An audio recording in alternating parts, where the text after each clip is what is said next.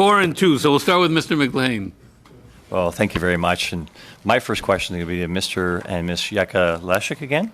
And thank you very much for your input here today. We've heard a lot of people suggest that we need the right to a healthy environment enshrined. We're debating whether that should be here or somewhere else. But you talked about going to 10 different countries where you saw there was a right to a healthy environment. Can you tell us which countries those were and which ones you thought had a better environment as a result than Canada?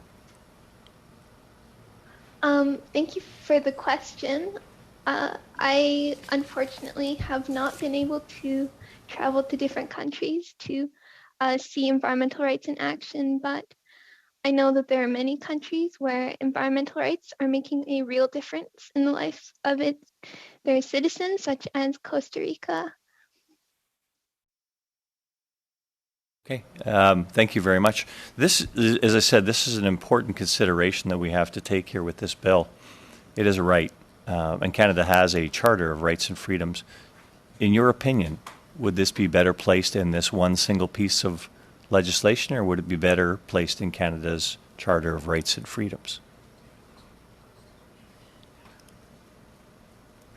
Well, as I said before, we're not environmental lawyers. This might perhaps be a question better asked to David Boyd, yeah. Okay, yeah. Thank you very much. No, I appreciate that as well.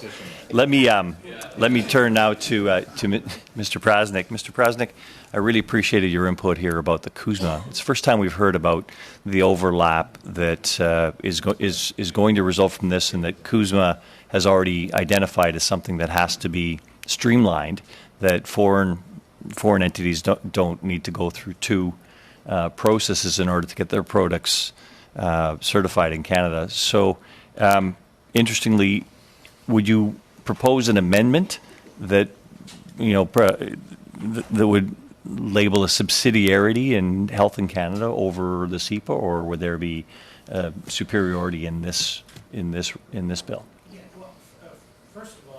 Thank you for the question. And under the CUSMA agreement, there's a cosmetics annex in the sectoral annexes that the Parliament of Canada endorsed. And there were a number of principles with respect to how cosmetics are to be regulated. And we're the only sector that actually has this provision in CUSMA. And they include not having duplicative regulation, so you shouldn't have two sets of labeling requirements. Whatever you want to do in labeling should be under one set, just for efficiency.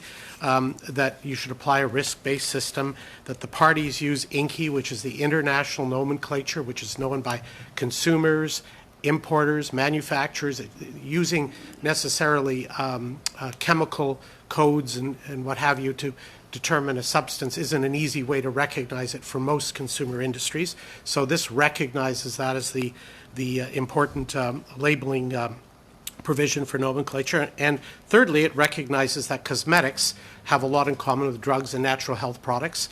Toothpaste can be a drug, a cosmetic, or a natural health product, and they should be regulated together. So there are four guiding principles.